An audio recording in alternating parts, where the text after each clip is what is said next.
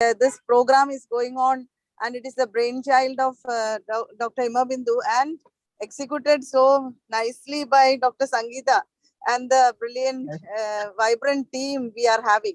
I think today also we were speaking about the window of opportunity, that is extended window of opportunity, and the title that you have given, Catch 22 and from womb to woman, that is a very catchy term. And today I was showing a picture also. Suppose there is a fetus growing in a mother's womb. The ovum of the fetus is already formed, unlike the sperm which is going to come after spermatogenesis on a regular basis. So the handprints of the grandmother is coming. That is the importance of that, the epigenetic tags that the baby is going to get. And it is good that we are concentrating on such topics which are the gray zones, which needs lot of reading and updating. And I thank all the organizers, and I congratulate the faculty for coming prepared with all such gray areas. And I wish all success for this conference. And I declare this inaugurated, and I'm very honored to be with you. Thank you. Thank you, madam. Thank you. Yes, I have received message from Dr. Swati Bhave, madam, who is patron and senior and founder chair of IP Women's Wing. She has given us lots of blessing for this Catch Up 22. Thank you. Yeah. Now I request Dr. Himabindu ma'am to just say a few words and start the session. Yeah. Thank you, Sangeeta. We are blessed again today on this Sunday. A senior pediatrician, Madam, our own zonal coordinator from the South Zone. She's so well known for her academics and especially for the girl, child, and nutrition. Madam Elizabeth has inaugurated this session, Catch Up 22, this Sunday. Thank you, madam, for coming over in spite of your traveling. Today, in this Catch 22, we are going to touch upon, like madam has said, some areas where normally the IAP or other fora, we don't get up so frequently, we don't speak about such issues of community importance. So we in the Women's Wing, as we are committed to the topics of community importance, we have again, this Sunday thought of discussing, or it's a chit chat show on a Sunday. So very informally, we have we'll be discussing on the girl child, the challenges of the girl child. Just yesterday, we are still celebrating the Menstrual Hygiene Day all over the country. Many of our members who are in the social front, very committed, they are conducting a lot of activities to create awareness on menstrual hygiene. And we are also having our experts today, 4 stalwarts who are working in this field. And some are representing in the IAP, some are in the community already, some are working on the abuse, child neglect and abuse. So we have, and one with the government of India. So we have stalwarts or the experts from different backgrounds. So we, myself and Dr. Lakshmi Shanti, will be having a jugalbandi with our 4 stalwarts. Today, I would like to introduce my co-moderator, Dr. Lakshmi Shanti. I'm really impressed with her energy. She's a young, very interested person, pediatrician. We have to tap these energies. She's from Coimbatore. She's done her MBBS from Coimbatore Medical College. And she's also done her PGDAP from Kerala University. And she also has a certificate in child and adolescent mental health. She's a very, very active member of IAP Coimbatore chapter. She's been a treasurer of the Coimbatore branch and state EB member of Tamil Nadu, founder member and secretary of the Adolescent Health Academy of Coimbatore. She's been a part of organizing committee of many conferences and a faculty of Mission School Uday. And she has done a lot of outreach programs. These are the pediatricians who are working in the field, working with a lot of NGOs and working for adolescents, conducting a lot of programs in schools and colleges, and also involved in conducting breastfeeding awareness activities. Dr. Lakshmi Shanti, thank you for coming over. A few words from you, and then we'll introduce the other panelists. Uh, Thank you so much for the nice introduction, ma'am. It's actually, I'm feeling honored to be part of this wonderful program. It's a very good initiative, especially empowering women and gender equality is one of the important goals that comes under the Millennium Development Goal for the betterment of a society. So this is a very much needed program so that we pediatricians take this message forward to the community. So I'm very glad to be part of this program, and I'm as eager as the audience to hear from the experts. Thank you, ma'am. Yeah, thank you. Now we introduce our experts today, Madam Dr. Christine Indumati. Madam, thank you for coming over. I know you're very passionate about this field of the topics what we are going to discuss today. So once again, thank you for taking your this valuable time. She has done a DNB in pediatrics and also MD in community medicine. How many of us have this combination? You know, she's a senior consultant neonatologist and pediatrician at the hospitals at Trivandrum, Kerala, president of the Nutrition Chapter of Kerala in 2019-20, and past president of IAP and NNF Trivandrum, Kerala. Clinical work for more than 25 years, with special interest in neonatology, nutrition, growth and development, and of course, social pediatrics. Welcome, madam. Thank you. Thank you so much for bringing me into this particular group. And I'm really honored by attending this and being part of this. And thank you so much, Dr. Hima Bindu and all the faculty here. Thank you. Yeah, madam. Good afternoon. Yeah, thank you. Madam, now I'd request Dr. Bela Verma. Bela Verma is a very senior pediatrician from Maharashtra, Mumbai. She is presently the executive board member of Central IAP.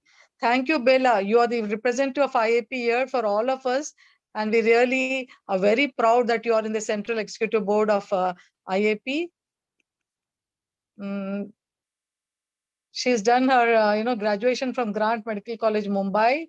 And actually, it's very small words. I'm not able to. Ma'am, I'm the professor and head of department. Yeah. Just a minute. Past president of IIP Mumbai, and now in the Central IIP as an EB member from the S zone. Yeah, she's organized a lot of conferences. I've seen her, the energy and the organization skills she has in holding conferences. And she's been a national faculty of many of all our pedicons, I should say. She has a special interest and, community medicine, pediatrics, infectious disease, nutrition, and she has a lot of publications to her credit. She's been a president of the Mumbai branch in 1819. And she's a faculty of a lot of modules in our IAP. And this is a very, very short introduction. She's been a joint national coordinator of the tuberculosis program also 22-23 presently, which is running now. Thank you, Bela, for coming over. Thank you for inviting and having me here. Now, I hope Dr. Roma Naik, madam, has joined. She has joined, ma'am. She has joined. I'm not able, actually, I'm operating from the mobile. No. Not able to. Yeah, I'm there. I'm helping madam. all. Yeah, she has joined. Yeah, madam. Very good afternoon, madam. Yes. She's from Gujarat. She's from Baroda. And she's a professor and head Department of Pediatrics at the Parul Institute of Medical Sciences, Vadodara, Gujarat, India. And she's been ex-professor of Department of Pediatrics, Medical College, Baroda. And she's also been the superintendent of the same GMERS Medical College, Baroda. She's been a coordinator of Medical Education Unit and past president of the NNF in 2007 and 2008, Gujarat branch, National Neonatology Forum, Gujarat State Chapter. She's been the governing body member West Zone of NNF in 2007 and 8, and past president of IAP Baroda. And the most important, why I called her today is she's been the, she has a lot of experience with the Cancel Group, I Cancel Group specialty chapter, which works for child abuse and neglect. She's been in the governing body as a West Zone member. And she's, of course, the COVID, we all work for COVID, and she's been advisor for the Vadodara district branch. And she has special interest in neonatology, nephrology, child abuse and neglect. Thank you, madam, for coming over. Dr. Geeta Khanna. Madam, Dr. Geeta Khanna. I think she hasn't joined, ma'am. Yeah, she's. I'm there. I'm there. Hello. Oh, sorry. Thank you, Geeta. Yeah. We were trying to trace Oh, you. sorry. Yeah. So I could not first get the link and all, but I managed. So I was there. I've been hearing your introductions. Okay. I'm sorry if my presence was not no noted. problem. Yeah, Yeah. Dr. Geeta is again, we are very proud that she's representing, as IAP at the Government of India level also. She has a nice profile, she's basically a lot of work on the community front. She's the founder director of multi-speciality hospital at Dehradun. She's the honorary secretary of the Monterey School, KG2 class 12, oh God, and president of the Samarpan Society for Health Research and Development. And she's been a chairperson of the Child Rights Commission in Uttarakhand. She hails from a prestigious business family, and she's completed her MBBS from Lucknow. She has avid interest in social. She's a really activist for social and health issues, and she has been practicing pediatrics for a long time, 28 years at Dehradun. And she has a long introduction to her this credit. I just want to say that she's been involved with a lot of programs like RBSK, RKSK, WIFS program for the government, and she's been a master trainer for child sexual abuse modules, and for Nari Shakti, Sanman, and she has been awarded for all this, and she has a lot of awards to her credit. And over to you, Dr. Geeta Khanna. Thank you for coming over. And thanks for your kind introduction. So I'm basically, yes, I can say I've been an activist with health communication and child rights and women rights. And I've been fortunate that the recent government has nominated me to this post. And I wish that we all would be able to make some difference to the child rights position in our country. Thank you for inviting me over. Yeah. So over to Dr. Lakshmi to start our, Tita be teach. It's a very chit chat, but a very serious issue. But we'll be talking about what we can do, how we can impact a change. We know the gaps are there, how we can create a difference. So let's discuss with them. Over to you, Dr. Lakshmi, to start the session. Yes, ma'am. Thank you, ma'am. So we'll start the program. Being a girl or a girl child has been a challenge right from the womb until she becomes old and becomes an elderly woman. We often say that a girl or a woman is always dependent on somebody in every stage of her life. For example, in childhood, she's dependent on her parents. When she's married, she's dependent on her husband. And even if she's become elderly, she's dependent on her sons to take care of her. But things have been changing now with more and more women being empowered, educated, standing on their own legs. But still, a lot needs to be done to empower our girl children and make them self-confident and to stand on their own legs. So coming to the challenges of a girl child, which is the topic of discussion for today, I think the first problem or the challenge faced by a girl is even before she is born. So we all know about the problem of female infanticide or female feticide, which is the first problem that poses to a girl child. So what are the latest thing about the female infanticide? It was actually practiced age old, like even when the British were ruling us. So the first Female Infanticide Act was proposed by the British in 1870, which shows that it's a very age old practice. And now it's also disheartening or unfortunate to say that it is also continuing now also. So is it a cause to worry still now? I think none other than Dr. Geeta Khanna could take a take on this question. I think, yes, we still have to worry because basically it's the women who herself is not very conscious of her own well-being. So the first and foremost, I think a priority is to make the women aware of the fact that if you actually love your family, you need to take care of yourself. and your daughters, so, which would then cover the most important aspect, and that's malnutrition. The nutritional deficiencies, which are so prevalent, the transgenerational anemia, the malnutritional, the vertical malnutrition and everything. So we have to first raise their awareness level on nutrition and hygiene, that, and tell them that, what somehow correlating womanhood with that Devika avatar, we have been culturally, taught, imbibed from our mothers, most of the womanhood, that if you take care of yourself, if you feed yourself well, you are being selfish, or that it is immoral or unethical to take care of yourself.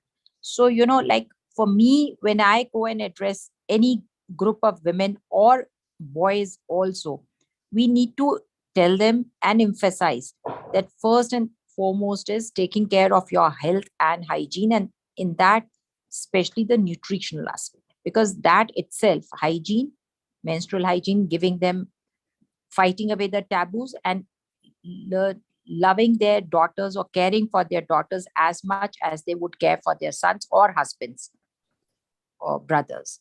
So, that equity first has to come from within the family, and the desire has to come from the women themselves. Thank you, ma'am. So you say that this should start from home, like should start with the women taking care of themselves and self-care. Rightly said, ma'am. So moving on to the statistics from the latest released NFHS, the National Family Health Survey, which shows the sex ratio is somewhere around 950. And there has been Kerala, which has been promoted as a very educated state with all the indices showing very good percentages, has shown a decline in the sex ratio. I think Dr. Indumati ma'am would be the right person to answer this, the declining sex ratio in Kerala or in general.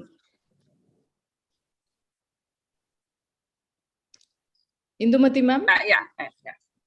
Yeah, thank you, Lakshmi. I think I was also very much surprised at that NFHS data.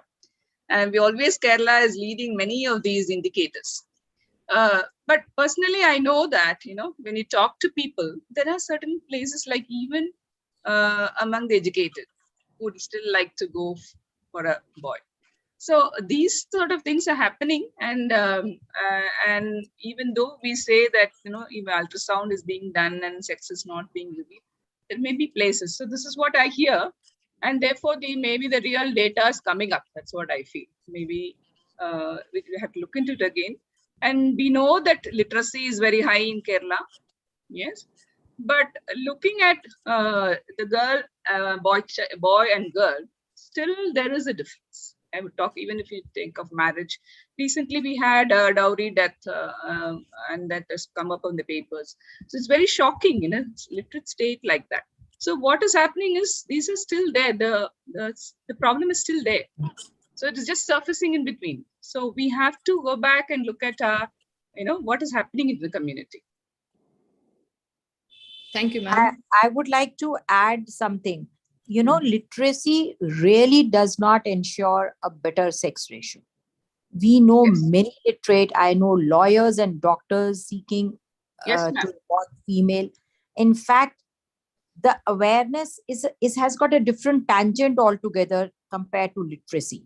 We have those, though Haryana did show the massive female feticide, but where women were in charge, like in Uttarakhand, where the women were in charge of everything, there was hardly that we heard of a female infanticide. The sex ratios were great.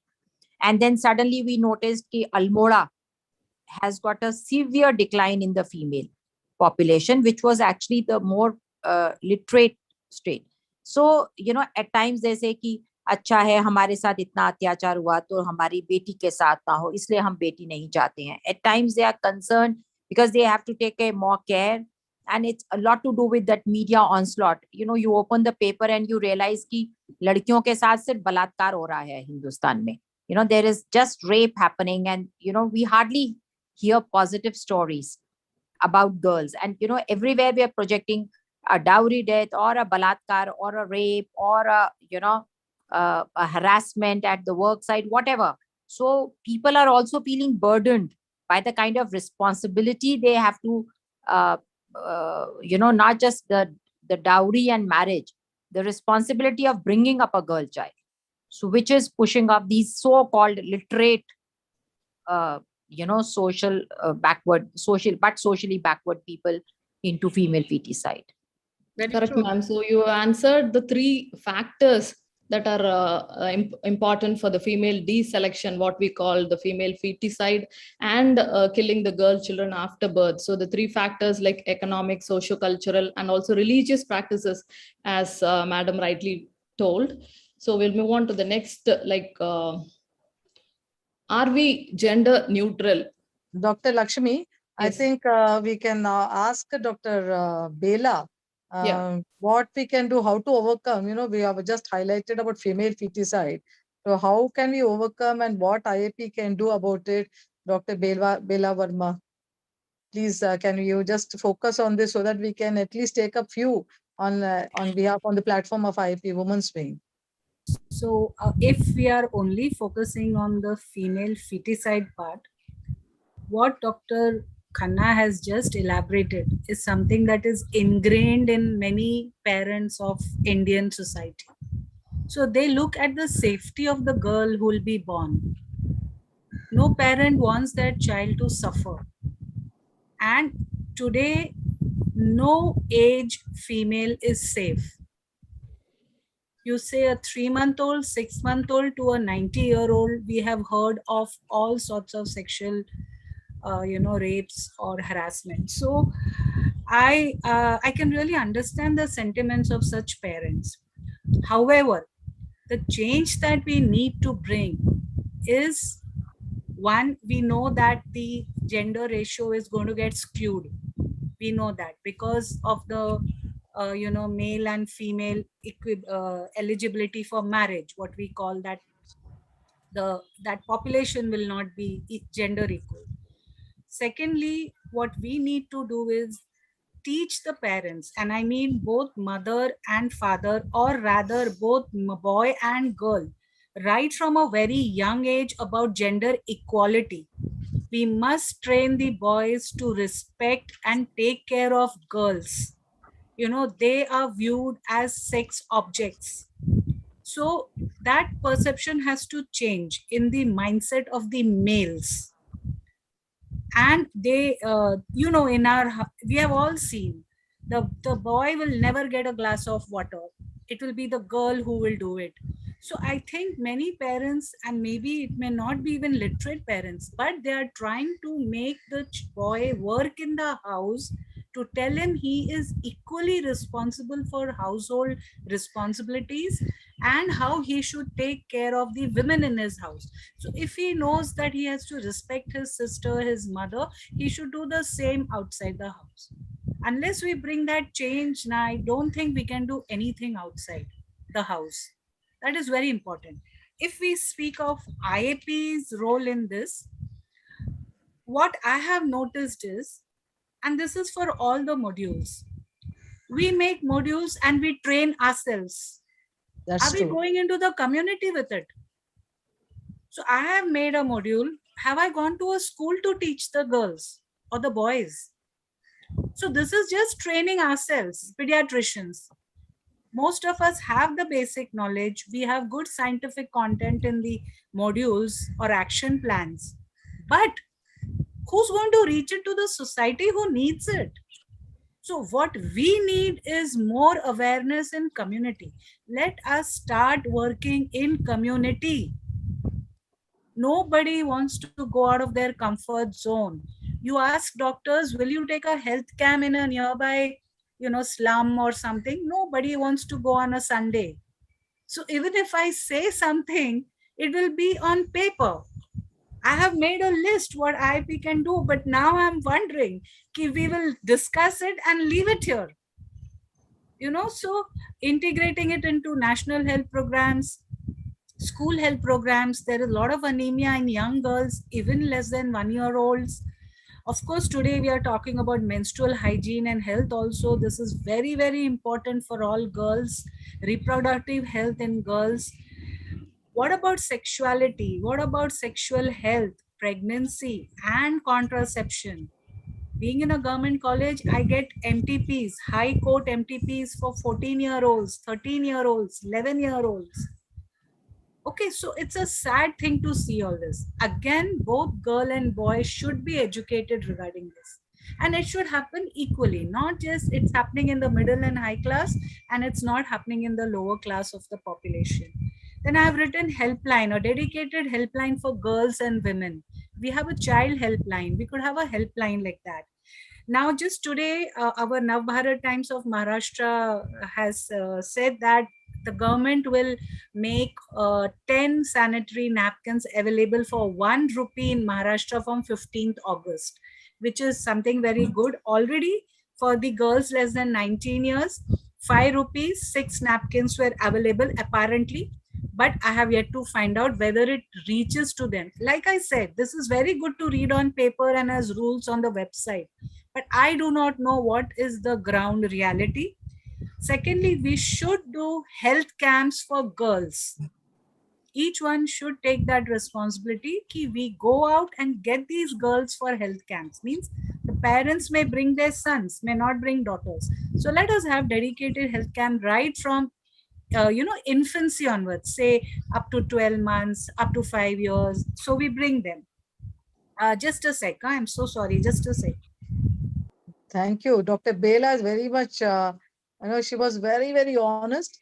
Very straightforward. She said, we have so many modules, but are we reaching the community? And this is exactly what happens to every module, ma'am. It doesn't reach. I agree with her. And we at the Women's Wing, that's why we wanted through our branches and all, at least, we show a change in this year. By even last year and before that, we did a lot of programs, but now we are in the last point was that module which you are making by the IAP wing. Very important module, ma'am. It should come out in print. It should come out on media. It should come out on television. It should come out everywhere. Thank you, Bella. You record it and send maybe one talk, 15 minutes talks, so that it reaches. It has to reach the community. And what I would say is, let us give this. See, I am in a government hospital. Unfortunately, even Central IP says they have given TVs to run in their clinics to show. What about my hospital? I also have mothers waiting in the area, but I don't have a television donated by CIP for me to run programs. More than 50% of mothers are illiterate. What am I going to talk and put up posters? Doesn't make sense. You show them the movies, small clippets, they hear, they watch, and they may do it. One person learns, that lady goes and shares in her family, tells her relatives, tells her neighbors, and they bring their neighbors' children to me. I'm not talking about the modules, but if I have taught her something, she will say next time, come to Bela Madam only. Bring your child there. Thank you. Because they know I can give them a little more information. Yeah. So I believe we have to reach out to the community. Correct, ma'am. We promise we'll definitely make an effort. We are in that direction, and we will conduct a lot of programs in the ground, and we document and we show it maybe in 6 months' time. And the girl child module is also coming up. Bela is part of it. Indumati Madam is also part of it. And we promise that this module, as she said, Dr. Bela said, we bring out in a way it is used in the community. Thank you, Bela, for that. And Dr. Uma Naik Madam was raising her hand. Maybe one point from her, and then we move on. Yeah, actually, that point we were saying, literacy and the sex ratio. I was just bringing it to notice that we have a tribal area in Gujarat, and all along for the last so many years or decades, they have had the best sex ratio. So it's nothing to do with literacy. I just wanted to bring that point. Yeah, the tribal area has the highest female. Thank you, ma'am. And even the breastfeeding rates would be higher, I think, in the tribal definitely areas. higher. Definitely higher. Yeah. Yes. Uma ma'am, maybe you can take up the next question. Yes. Like, what are the challenges a girl child faces while she is in school compared to education or nutrition? Yes. Yeah, so now that we talked about the female feticide and we've seen the challenge that the child has to, put to be born alive, to go to term and be born alive. And after that, again, infanticide also used to be there. And now that if the child is growing and we know the challenges of schooling before she goes to school, she has to go to Anganwadi in the community and going to school. Lots of problems were there, are there. They're being taken care of. If the school is not close by and the child cannot really walk, there's safety issue. Or if the school doesn't have facilities, infrastructure for girl children, even before adolescence, there have to be, toilets specifically for school. I have been a convent educated girl. There were no boys in our school, but still the toilets somehow were not being taken good care of. Sometimes there wouldn't be water there. And I used to be petrified to go to the toilet. And most of us would have been petrified to go to the toilet in school. I mean, it really pains now. At that time, it probably didn't bother us. And so, those things are being taken care of. They are talking about the toilets being built and even sanitary napkins being made available to them. More needs to be done for that.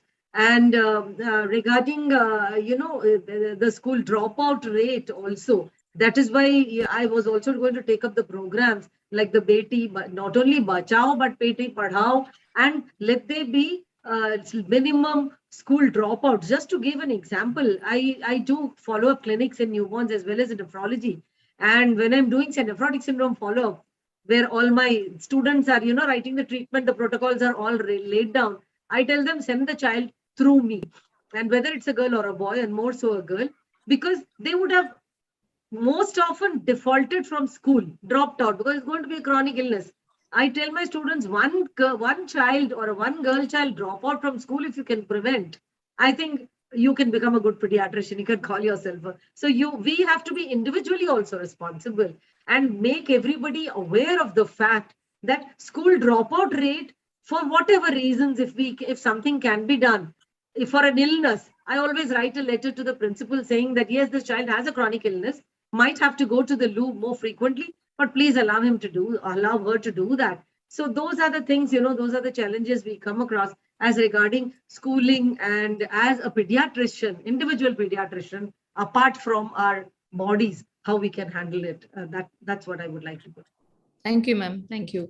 So, and regarding nutrition also in this age group, maybe statistics say that actually boys are more undernutrition than the girls.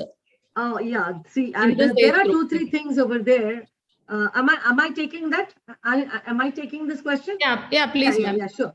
So number one is, if there is poverty, and in poverty, again, they'll have their preferences of privileges and priorities for the male child. If they have 3-4 children, and the girl child will of course suffer as far as the quantum of food is concerned, or rural India we are talking about. We're not talking about your and my home, because when I say all this, and if my son is listening, they'll say, hey, what nonsense you're saying, it doesn't happen at our home.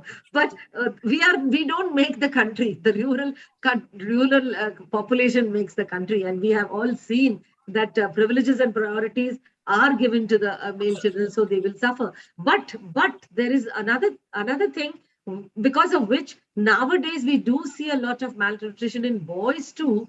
Again, that is because of this is my personal observation. I'm not talking statistics in this, that when these boys, they get prioritized and privileges for some pocket money more than the girls. And then I have had a boy who has come with, appears quite, a good nutrition first impression, but anemic and koilonychia, iron deficiency anemia.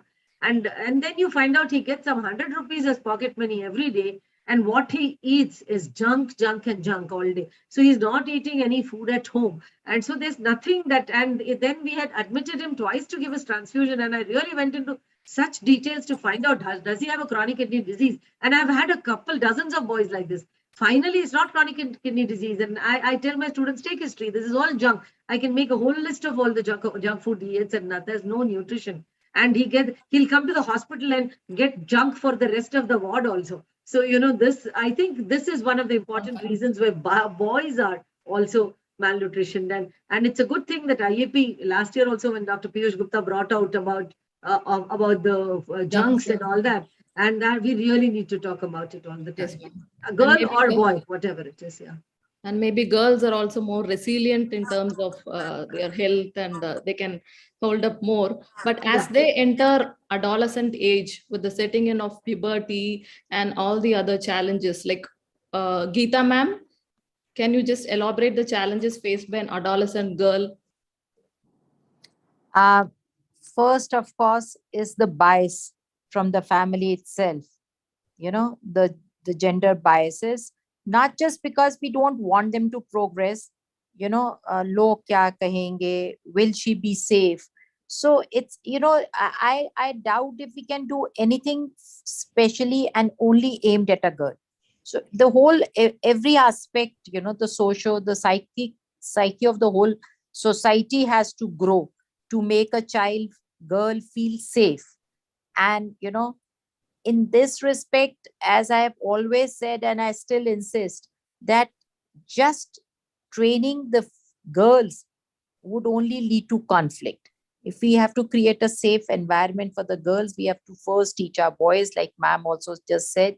We have to start from the families, we have to start in the school, and we have to, go back to our original India, Bharat, where this Kanya Pujan will not just be a ceremony, but the females are respected. And of course, incentivizing, which the government is now rightly doing a lot of Lakshmi Yojana, Kanya Dhan Yojana, Sukanya, then, girls getting priorities over if they are going to school, or if they are the only two girl child in a house. So our effort towards streamlining and pushing these government agendas, taking them to the community, and we standing by with them as role models. We as successful professionals and entrepreneurs, we have to push this cause and start from home. I can say at least each one of us can do something about the girl child of the maid who comes to our houses, and motivate 5 of our friends from the non medical background also to do the same. And I think raising the awareness bar, going to schools like ma'am just said, and all trainings have to be aimed. For my part, I would tell you that we have been for the last 12 years working in the urban slums. Now here we have formed these Mahila Arogya Samitis, MAS, which is part of the government initiative. Now these Mahila Arogya Samiti, this is what exactly we are doing, telling them how taking care of their daughters can give them a better old age time, a better support system. So creating a safe environment, giving them enough nutrition and opportunities, raising the bar of the society for their ethics and morality. That's it. Thank you. Can I ask Dr. Bella, what, just very crisply, can you just say 4 challenges a girl children are facing during infancy? 4 to 5 challenges. Infancy, I would say that the very birth of the girl child, Okay. that itself is not acceptable by the family. And I have also seen if there are already 2-3 female sibs, then the mother and child are totally neglected by the father and family. So 2-3 girls in the family, no son. So that is there. So it's a discrimination from the father and the family itself. Second, exclusive breastfeeding in these babies, that also may be differential. We never know ki often the baby is just 9 months in the arm and the mother is already into her next pregnancy, so she stops the breastfeeding. Then complementary food, so the introduction of complementary food is not right, or it is not done. So these children will be undernourished, they are anemic, they are vitamin D3 deficient, everything. And lastly, I would also think of, seeking the health care for the girl. Maybe if there are already 3-4 girls, they don't take the girl if she has any problem to the doctor. But opposite to that, what I have seen now over the few years is I am seeing parents taking a lot of care of their girl child. Even with chronic illnesses, I have seen parents showering a lot of love, taking care of the child, bringing the child for follow up, everything. And maybe the family is, one of those who really takes care of all the girls. But that trend has changed. But on the other hand, there are, just yesterday we had an admission, 3-year-old bought from Latur for pulmonary malignancy. And we admitted, did the CT, and we said, you have to go to Tata Hospital. The mother's words were, nahi, want to take her back to Latur home. I don't care if she dies, but I don't want to take her for treatment. Now, this is so shocking. They just went against medical advice in spite of repeated counseling. So we are seeing both the extremes. You know, Yeah, they Bela may be madam. thinking it's easier to have another child than spend time, energy, money on a child who's so terminally ill. Cancer Yeah. means, so Yeah. I can say it's a mixed picture. Yeah, Maybe. thank you, Dr. Bela. Dr. Geeta, are we, we maybe in both in medical college or in the peripheries, we out of own personal experience are seeing this. There is a gender discrimination, but can you back this up with some evidence from the, what is the data showing? Is there gender discrimination in the growing up children? I won't really authenticate with the data, because a decreasing sex ratio itself is a data, which tells us that there is a discrimination. But the mid segment, in fact, I think is the best parent right now. The very rich are skewed. They do not know how to actually bring up. And personally speaking, I am not a great admirer of gender neutrality. Gender equality, yes, I stand all for gender equality. But somehow I feel there cannot be a gender neutral. It is only creating confusion. I mean, there can be division. You do this, I do this. If I am so sick, or if I can drive the children to school now, if all the girls can drive and work, why can't the men also help in the dishes one day? But having a general gender specific roles, where we are supportive of and complementing each other, is perfectly okay. So at times, the very affluent societies, this gender neutrality or the rights issue is going a little too far, where, the responsibilities and that family linkages are vanishing, because the girls are not able to establish or accept themselves in the same role as their mothers were. And that, that is also destroying the family structure. We survived all the onslaughts of whatever has happened to our country because we had such a strong family system. And why, I suddenly jumped onto this. I'm back to India after 21 days stay in the US.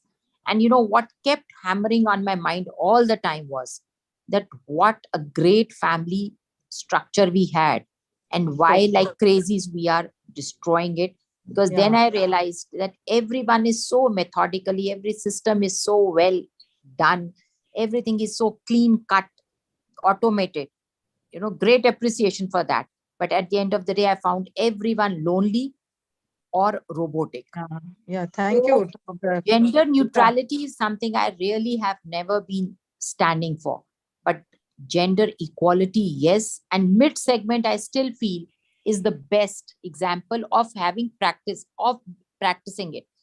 Neither the very rich and not the very poor, they are not aware. They just go by the role models around them. Dr. Indumati, madam, Yes. Dr. Geeta has really stimulated us about gender neutrality and advancement. Your take on this? Yeah, like Madam said, I also would give very much importance to this family structure. Actually, I was also thinking those lines, ma'am, because I feel this family structure is crumbling.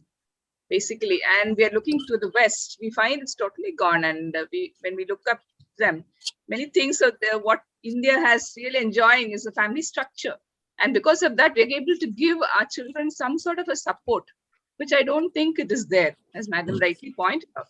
And mostly in some religions, like, they emphasize on this so much, and bringing up as a family.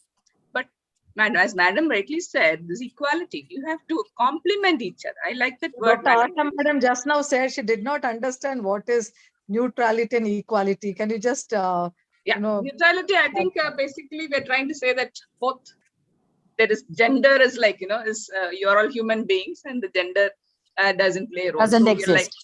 yes. So but that doesn't happen because we are, as Madam very rightly said, we have different hormones, we have different things. So we are basically tuned to such activities also. But same time, the male or the husband has to complement. And I find that sort of a family really grows and stays solid. do we require gender advancement program? Yeah, ma'am. Do we require a gender advancement program? And I heard that there is the government of India and is planning to have a program on gender advancement. Maybe What is gender advancement? I'm sorry. Dr. Geeta can say maybe gender. No, what is gender? No, I'm in fact I'm questioning what is gender advancement. I didn't follow. Yeah, it is part of the Geeta. Yeah. No, actually, we have applied, they advancing the gender, and it could be either of them, but predominantly looking for any organization or wherever you're working, looking whether the gender equally, both male and female, are taken into consideration at every committees, and wherever they should be in policy making. Equal representation, better representation. I think there is an organization for that already there, no, ma'am? Yeah, that is okay, having fixing up. Yes. I would say, if time can permit, like till few years ago, I was also so much against reservation. I still feel that there's some critical fields where reservation can still be avoided. But as you have grown and worked with the community and you start understanding the dynamics of the history and the way our culture has got influenced, you realize that we really can't do away with reservations to some extent. That's a repay to the kind of atrocities that were committed onto them for whatever reasons, due to whatever causes. Similarly, because for some period or a long enough period, the females were suppressed in our country, which has a very glorified, Shakti Puja, where Shakti was all pervasive. But somehow we have also gone back on that culture and we have suppressed our women. We need to give them a political reservation. We need to tell the organizations to have enough females in their workforce. So that, yes, if that is gender advancement, we need to do it. We need to follow it. And I think we all personally are doing it, because you go to bank, you will hardly find a male there because girls are working hard. They are committed. And especially the lower segment, you ask any of your workers, they are all very happy about their daughters because the daughters are working hard. They are studying. They start working at a younger age and carry the family responsibility. It is happening. The change is coming up. We only need to emphasize, keep stressing on it. And, one is the media, people influence, give away stories of female success.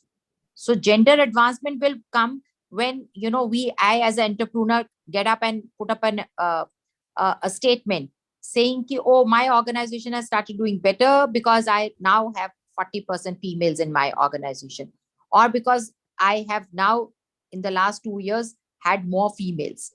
So, positive stories in the media, and a change would come very gently. And yes, you are right. Government has made specifications into the female workforce. So if that is gender advancement, I was not aware of the term. Madam, one question is that now the pay structure, for example, the pay structure, if you look at women, they are paid less even for the same job they do. So those things are also sort of an initial thing. I doubt officially any of that is possible with so much you can put it on a Twitter and someone has to Maybe in answer. an unorganized sector, Dr. Geeta. Maybe in an unorganized sector it is happening. Yeah. Yes. But you know what? In the last few years, the unorganized sector is also getting a voice.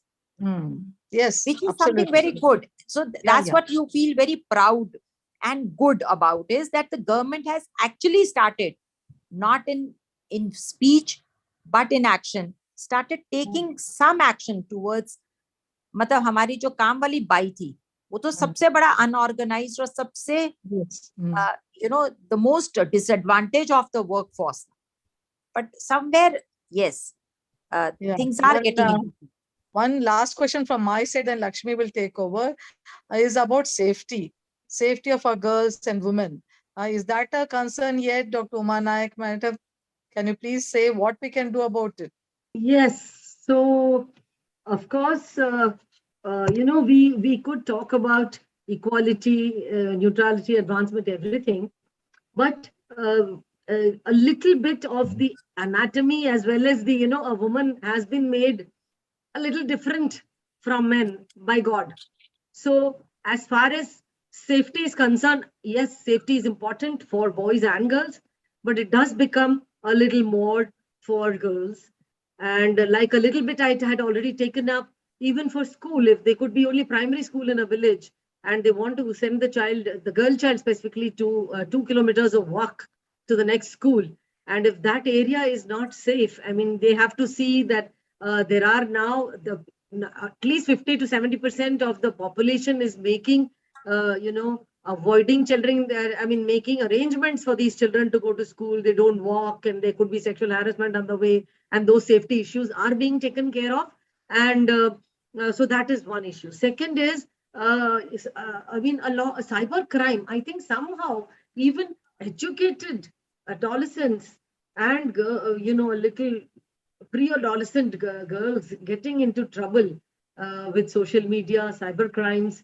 I'm sure even put together, all of us may not be exactly aware of everything that can happen as a cyber crime, because we all entered into the jamana of mobiles and things much later. And these younger generation is so much into it. And suddenly they become so enthusiastic, sharing lots of data, sharing pictures on the mobile, and then not sharing that information to parents. I think that is the information we need to give it to adolescents, pre-adolescents, when we go to schools and talk to them, that don't share anything. Number one. Number two, if you get into trouble, come and share with your loved ones. Whatever it is, you may have committed a crime. Doesn't matter. You don't decide that. But come and tell us on time, because we have seen so many things happening. Some games here and some games there. Some girl goes to the 5th floor and she wants to jump, and that is because of some gaming and some social media issues. So these safety things, we have to do something about it. It's part of our, even our, when we are talking about child abuse, neglect and POCSO, we do take a little bit of session on cybercrime when we are talking about, how not to talk to strangers, how to have a code word between the mother and the child. If somebody comes and says that, well, your mother's asked me to take you from school, and the person goes to pick up, or person comes home saying that I brought something for you, your mother said, and there has to be a code word wherein the child, even if it's a child, will say, what's the code word? My mother always has told me, don't talk to strangers unless the person can tell me the code word. And if he's not saying the code word, we show such videos when we are taking these POCSO lessons. And then she says, no, if you don't have the code word, then I can't open. So the code word thing is very important to tell the girls about strangers, and about not sharing, as well as nowadays they are talking about, none of us, I'm sure, has gone through any self-defense lessons, but after yoga and some amount of self-defense lessons are coming up, and we could tell adolescents and others about, some of the self-defense, if they learn, even physically. I think those things are very important for safety issues of the girl child. Well said. Thank you. Lakshmi, just because Bela may be leaving, so just one question to her. Dr. Bela, we have been talking about social issues so far, but the medical problems also with girls are facing, apart from anemia and undernutrition at one side, and stress and overnutrition, PCOS. That's a problem, which is a metabolic syndrome, a lifestyle problem, which we're all seeing the incidence is increasing. Can we all do something about it? You're just if you can, the pathophysiology and all. So, what are your message? What an IAP can do, or the women's wing, for us to take forward? So, you may have at the end of this session, I request all of you to tell us some action points out of this discussion, where we can tell we have a lot of state branches, we have women's wing is there all over. So we'll request our ambassadors to do some change in the community. Please give us 5 or 6 key messages. So we all know the pathophysiology of PCOS, but in that genetic, hereditary environment plays a very important role. So we have seen children, as it is among boys and girls equally, about unhealthy dietary habits, sedentary lifestyle, no exercise. Also, we are seeing that children at very young age and in their teenage, adolescent are under a lot of emotional stress. So there is emotional imbalance also. Now here, another important thing that we forget and which is being attributed to PCOS rise is pelvic inflammatory diseases. So it is said that there is low-grade inflammation in PCOS, which stimulates the production of androgens. So maybe, as we all know, that the sexual activity age has gone down also. So we need to make them aware of these sexually transmitted diseases, other pelvic inflammatory infections. So just in 2021, the ratio was 1 in 5 girl having PCOS, has now increased to 1 in 4 having PCOS in 2022. So it has increased, and there are many contributing factors. So what can we do about it? So let us integrate it into the health system. Let us start educating in schools, girls and boys equally. So obesity has gone up. Along with obesity, the metabolic syndromes have gone up. So it is all interlinked, I feel. And it is also said that the PCOS has long-term health benefits, even perimenopausal and menopausal. Though there are no studies to substantiate this, but there is a theory that it could be, having effects post-menopausal also. So we need to curb it right in the beginning. That is obvious. Genetic part we may not be able to take care of. Hereditary we may not be able to take care of. But environment has a large role to play. So environment and habits need to be changed. Yeah, thank you, Bela, for highlighting that women's and girls' health is very, very important. Not just nutrition and anemia prevention and all that. We need to take care of her health, her education, and she has rights. I think Dr. Lakshmi will take the discussion on rights and menstrual hygiene. So we have to take care of she should feel proud, a girl and the woman, about taking care of her own health. She should not hesitate if she has an infection or a PID or, leukorrhea, or, take care of her menstrual hygiene too. And this is most of the time these topics are not discussed. There should be no taboos. No taboos. There's a taboo. It's a right. You can't discuss these things, So yeah, it is like the girl never comes out with it. Yeah. I have mothers bringing their patients and then quietly telling me their gynec problem. Yeah. And then I refer them to the gynec OPD. Perhaps they don't know whom to approach. Yeah. So she'll say, then I say, okay, go to the gynec down. So, she has come to hospital, but she'll not go for herself. She's bringing her child to our OPD. Then I tell her, no, there's an OPD for gynec. Please go down. So that is what, there's a taboo in our ladies don't speak out their problems, health issues to their own husband and family. Yes. I think we have to break that.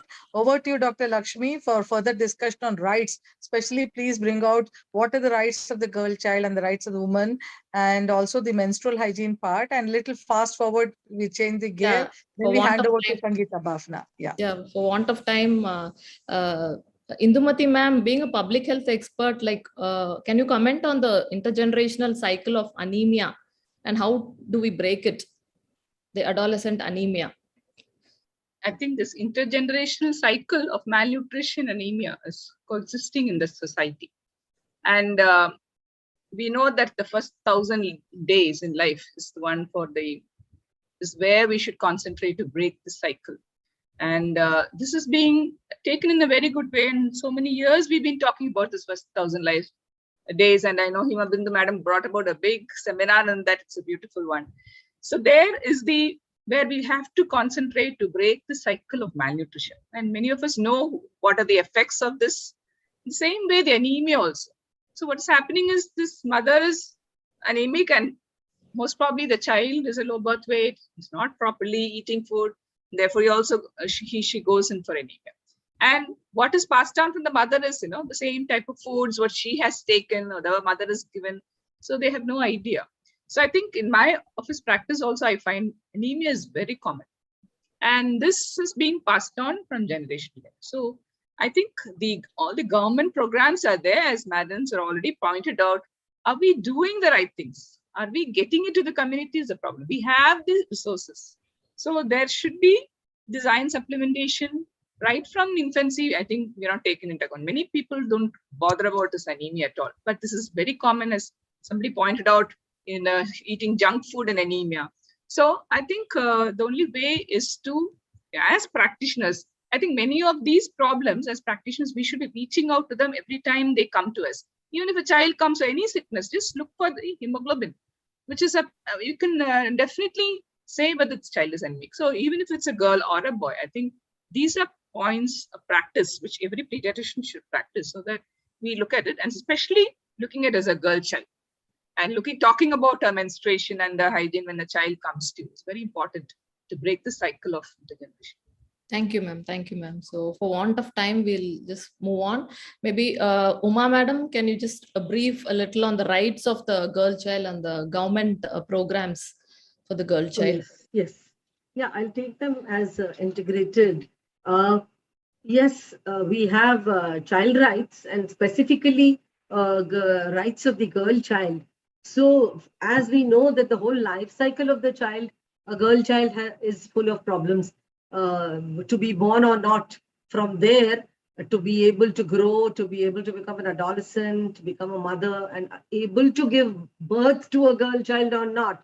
Till then, all those successively problems are there, and the government is trying and doing programs for each of that stage.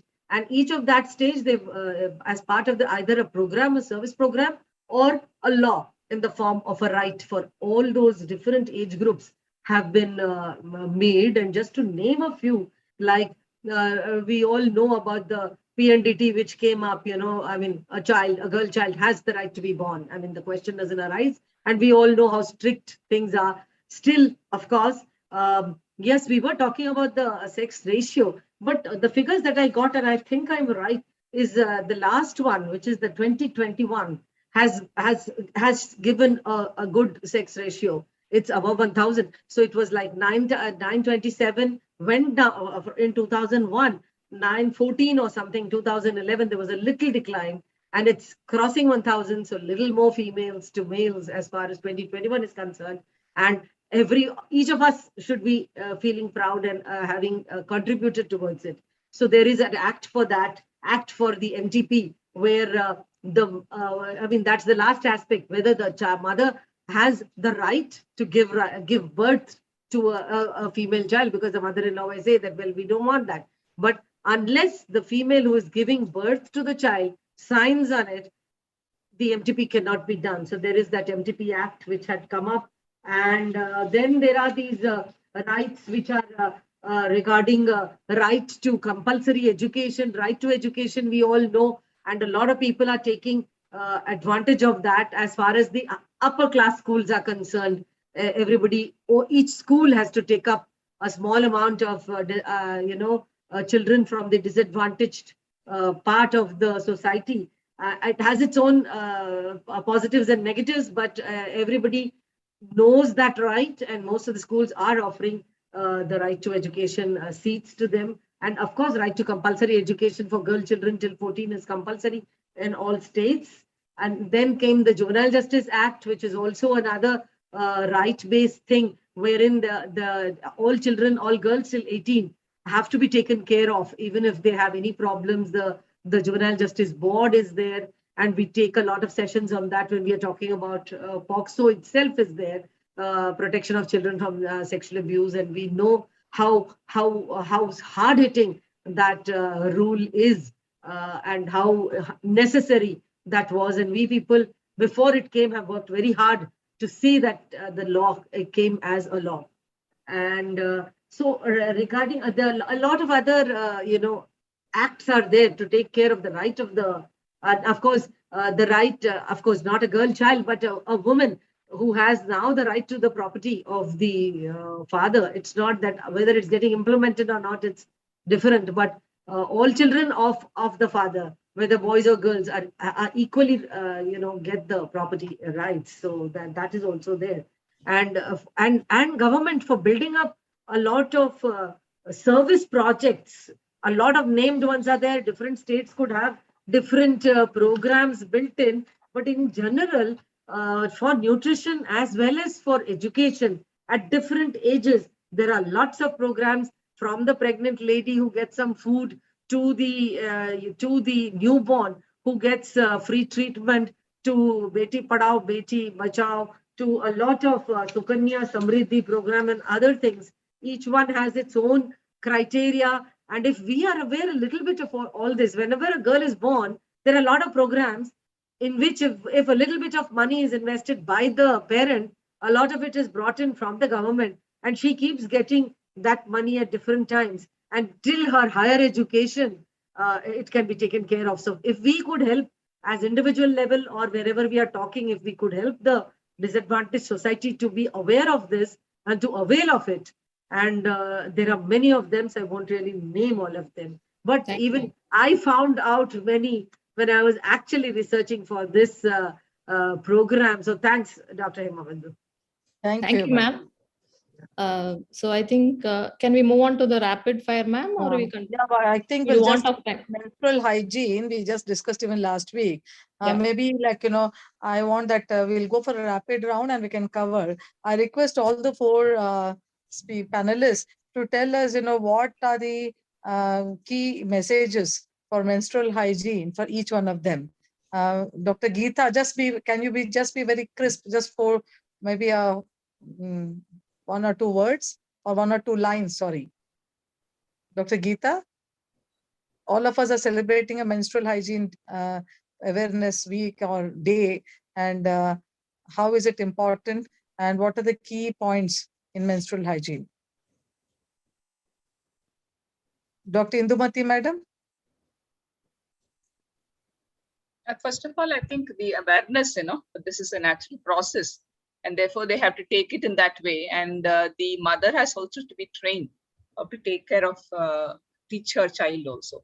And of course, providing these anti-napkins and creating awareness is very good. And as somebody nicely pointed out, the schools, actually, when we visit the schools, I also sometimes ask about the toilet and the facilities for these girls, especially because at this time, they are very hesitant to use the toilets and lack of water supply. So I think these are all very important points, like each one of us should think when we address the situations of menstrual hygiene, and it should be taught as a normal, natural process of how to deal with this. I think the key message is to talk about it and break the taboo of not talking. As it is a natural thing. So I think you have summarized the 4 indicators of menstrual health. The first being awareness in a girl child, even before she attains menarche, about all the menstruation and all that. Second will be usage of a proper hygienic practices for menstrual hygiene. Third will be access to proper sanitation and cleaning facilities in both at home and in school. And fourth will be participation in all the activities irrespective of the 3-day period. So actually these 4 are the menstrual health indicators. Thank you for summarizing. Thank you, Lakshmi, for highlighting that. I think we should, we all know about it. We are doing, most of us, but I think each one of us should start speaking in open fora and without any taboo, and demystify menstruation. Yeah, it's a very normal physiological thing. Now we'll change the gear. Dr. Lakshmi, would you like to do the rapid fire or shall do? Yes, ma'am. You please take up. No problem. Please take up. So request all the panelists to be ready to, we'll be hastening the speed a little more and just another 2 minutes. Over to you, Dr. Lakshmi. So I think Start the rapid fire. Yeah. So the first one, I think is there an improvement in the exclusive breastfeeding rates? The answer will be very short, just one word answer. I think I request our senior pediatrician, Dr. Asha ma'am, to take this question because she is so much involved in breastfeeding. I think she's on the panel. Ma'am? That's a ball. Yes, tell me. Tell me. Yeah, is there an improvement in the exclusive breastfeeding rates from the NFHS 4 to 5? No improvement. Ma'am, but data says there is improvement. Okay. 63% or 35%, 63% initiation, 35% continuing and all that. In reality, not much improvement in view of the COVID pandemic. Of course, NFHS 5 was done in 2021. We have to see from 21 to 20 what's happening. Correct. Okay. Thank you, ma'am. Thank you. Next question. Anybody can say there is no gender gap in under 5 mortality in India. Yes or no? Dr. Indumati, Dr. Uma Nayak, Madam, Dr. Geeta Khanna. What is that? No, sorry. There is no gender gap in under 5 mortality in India. Yes. No. Yes or no? No. Correct. No. India has a gender gap. Yeah, you're right, madam. India has a gender gap. More girls under 5 are dying than the boys. Yeah. Next will be to Dr. Bela, ma'am. She's there. No, don't name anybody specific. Just continue. Yeah. So endocrine disrupting chemicals are one of the reasons for early puberty in girls. Yes or no? Yes. Correct, ma'am. So we have so many chemicals, especially the plastics like the bisphenols. All these can cause changes in the hormones. The next one, high protein intake, especially animal protein, delays the age of puberty. Yes or no? No. I don't think. Yes, correct, ma'am. So high protein actually increases the IGF-1, which actually accelerates the puberty. Accelerates, yeah. Yes, ma'am. Kishori Shakti Yojana was launched in 2000 as part of the ICDS for adolescent girls. Yes or no? Kishori Shakti, yes. Yes, right answer. And then over to you, Lakshmi. Normal weight adolescents cannot develop PCOS. Yes or no? No. Correct. Right answer. Right answer. Something called the lean PCOS. Yes. The highest prevalence of anemia in Indian girls peaks in the age group of 12 to 13 years. Yes. So that is the age they attain menarche, which contributes more to the anemia. And WIF's program covers all the adolescent boys and girls in school alone. Yes or no? No, I think Anganwadi thing is there. So they cover all. Absolutely. Out of school adolescents are also covered. Yeah. There are two categories, category A and B. Category A caters to all the adolescents in the schools, and B, the Anganwadi workers, they cater to the out of school adolescents. Yeah. And the mucosal block hypothesis is the rationale behind the WIFS program. And yes. So it is nothing but, please, ma'am. Yeah, you can say that. No. Once a week. Maybe you can explain what you are talking about. The block hypothesis. Yes. Please tell Lakshmi. So administration of iron every 7 days, that is once a week, allows time for shedding of the cells loaded with iron from a previous dose, thereby increasing the absorption. Yes, thank you, Lakshmi. It's already 4:20, and we didn't know how time passed off. Talking to all the experts here, who are, these are the pediatricians, very, very senior, have a lot of experience, not just in academics, but they are doing so much of work in the community. They are so passionate, and they are working in their areas, whether it is child abuse or neglect, whether it is nutrition, whether it is IAP, taking lead in such, having a voice there in the central IAP. They are really doing wonders and trying to do some change. So from before we close, I would like to thank all of you, and especially Lakshmi also. I just want to give more. It's been high time we give platform to more and more women. Thank And you. really, Lakshmi, you've done wonderful moderating along with me with all these 4 senior people. And Madam Dr. Uma Nayak, Dr. Indumati, Dr. Bela, and Dr. Geeta Khanna. All of them a big thank you. And we're looking forward to working with you. Before we say bye and we hand over this platform to Sangeeta, please stay on. She's going to rejuvenate us with her very, I should say, the talent she has, the energy she has. It's quite relaxing to see her today. Another 10 minutes we have. She's going to show us something very amazing. Before that, can you just tell us some action areas where IAP Women's Wing can take up on behalf of IAP to create a change for the girl child? Dr. Indumati, madam. Yeah. Just 1 or 2. Ma'am, I always think, Dr. Lakshmi, can you please note it down so that really I don't want this seminars to be just like, yes, madam, I think the first thing is that our modules are very good, and how to reach to the community. That's become very, very important. And as now, as individual pediatricians, as women pediatricians, definitely we have an advantage when they come in for breastfeeding, for nutrition. I think each point of attendance should be taken, and the parents should be advised in one about parenting skills. How to take care. I think many of the mothers are still children. We have not really come into motherhood. I find many of the younger mothers are not aware of many things. So parenting has to be, still skills have to be taught. And there's the ECDN workshop. All these things are there as a module, but still it's not reaching to the community. Unfortunately, it is our duty to talk to the parents. It just has to be communicated. Then the safety, the food habits, everything has to be brought in. And every visit, I think the hemoglobin, looking out for anemia and nutritional deficiencies, these are all very important. So I think as IAP, we have to emphasize in these topics in our meetings, in our district level meetings, even about breastfeeding. We find that unless we are passionate to bring about a change, it will not happen. We are the agents of change. How much you can talk about, in fact, we are doing this BFHI certification. More and more we're realizing that the pediatricians have the big onus. We have to make the change. Unless we do it, it cannot happen. Thank you, madam. Dr. Uma Nayak, madam, your message. The girl child needs our attention. And as I said, and I reiterate once again, whenever we speak to the elite group, and they'll say, okay, well, there's no discrimination at all. But they also really need to be told that, agreed, if there is no discrimination in your house, that's exactly what we want. But it does exist. And so from the beginning, we have to even convince people that there is existing discrimination and all the challenges they have.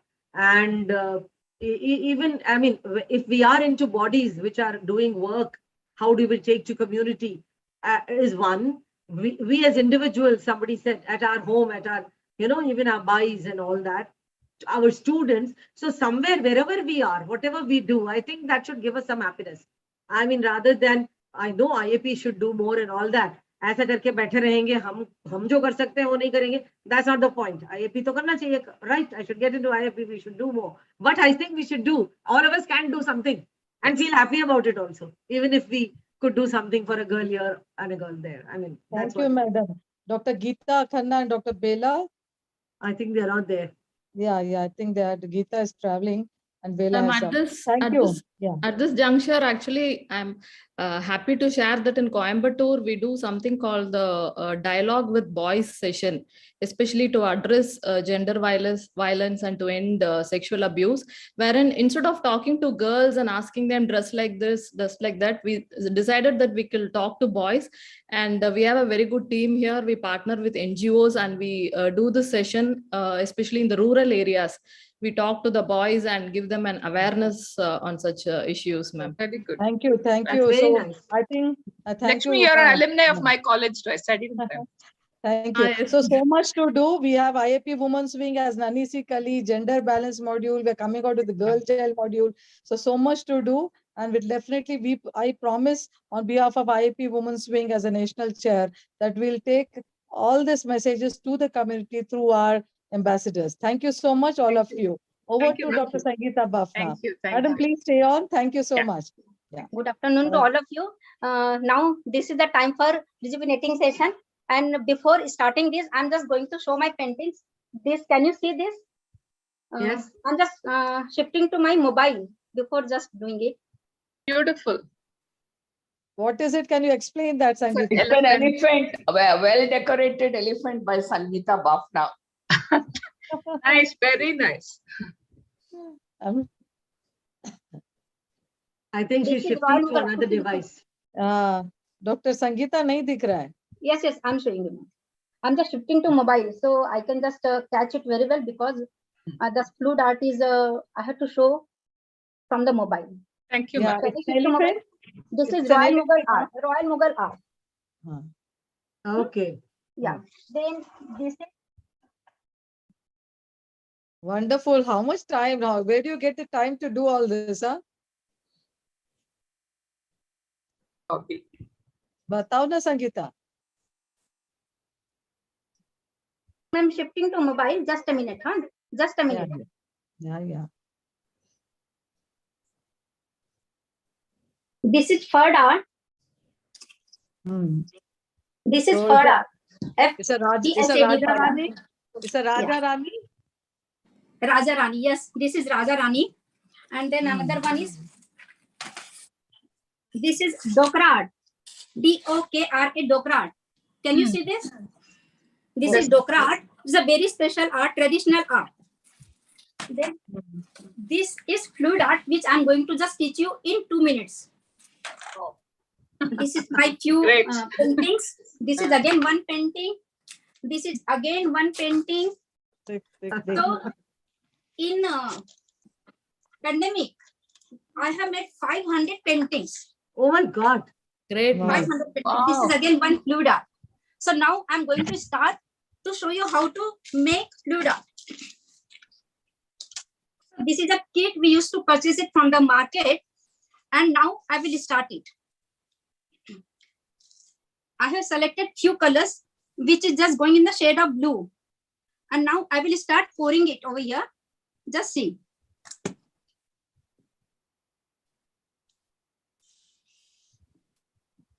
Can you see? Blue, yeah, Yes. blue, white, and then again blue. Yeah. And then this is fluid green shade. Black, no? Okay? No. Now I will just make it like this. Oh, wonderful. Yes. Modern art. You tilt it all directions. Something like this was, there was a class held for 5-year-olds. And what that person did was he put a canvas on the floor of the room. And each child was given a big canvas like this. And they had to choose 4 colors and put it on the paper and just mix it with their feet. And Oh, that painting of my 5-year-old grandson is really preserved, a beautiful one. And he gave that painting when it was over. So they just did with their hands and their feet and did something, but it is really so beautiful. nice, man. So nice. Can you Beautiful see? it is. This is a beautiful art I have created within 1 minute 30 seconds. Okay? Can you see this? Yeah. Yes, Sangeeta. Yeah. Now, one more innovation. I'm just going to make it in it. What I'll do, I want to give some golden touch in it. So this is golden powder. I have brought it from the market. This is acrylic golden powder. I have put it in the paper, and now I will do. Punko. Oh, Just blowing it.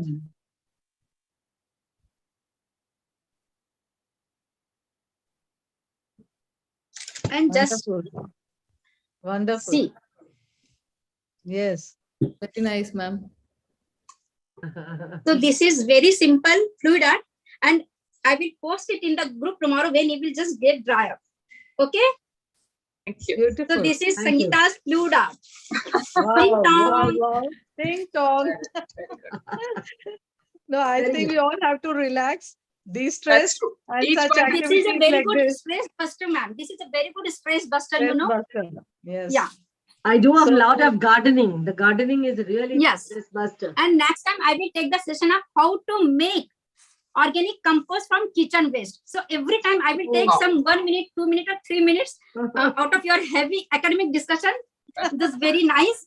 How to You can call make- me to show some organic vegetables grown. Wow, Yeah. that's nice. That will be again good. focus over here. Just Madam, thank you. I think Sangeeta, I think all of us agree that we need something to bond and relax. And this is a platform because we have so much talent, whether it is, singing, dancing, or small things like this. Stress busters are a must for us while we are working academically and also on the social point of view. We need to also just a take minute, care ma'am. of our own health. I want to show one of my painting, which will show. मेरे room के दरवाजे पीछे. Just see that painting. The theme of that painting is life is full of tension. The soldiers are attacking on you, and you are just surprised what to do, what not to do. So the difficulties, all the obstacles are there in the life, but you have to be calm and quiet and just relax and pray to the God. Yes. So I'm showing this painting.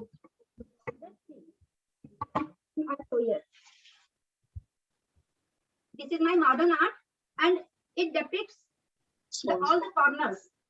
Just see the these are the soldiers who are just trying to just protect us, but at the same time trying to just attack us on. And the white dot is showing our calmness, the peace of soul. If suppose we are just calm and quiet and just try to just overcome all the obstacles which comes in life, we can overcome from this. So this is one of my modern art. Thank you. Thank you.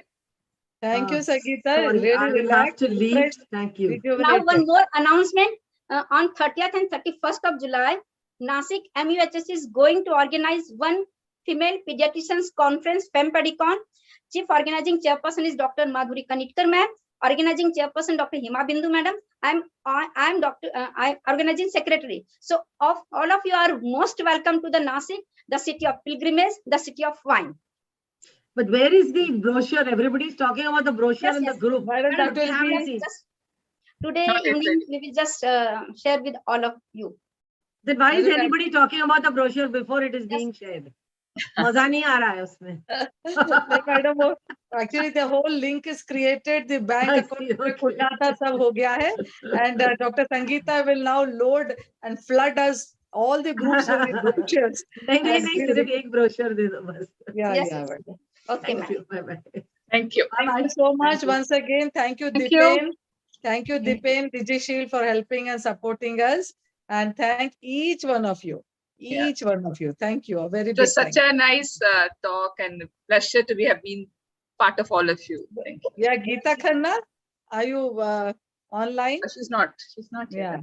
Yeah. Thank you so much, madam. Thank you, Indumati madam.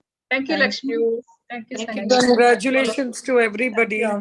I Oh, Dr. enjoyed Neelam. everybody's. Yeah, word Thank from you. Today I Neelam. enjoyed Thank what you. she was showing in everybody's. Have a Thank lovely you. evening. Thank Thank you. you, Neelam. Thank you. Thank you. Bye-bye. Bye.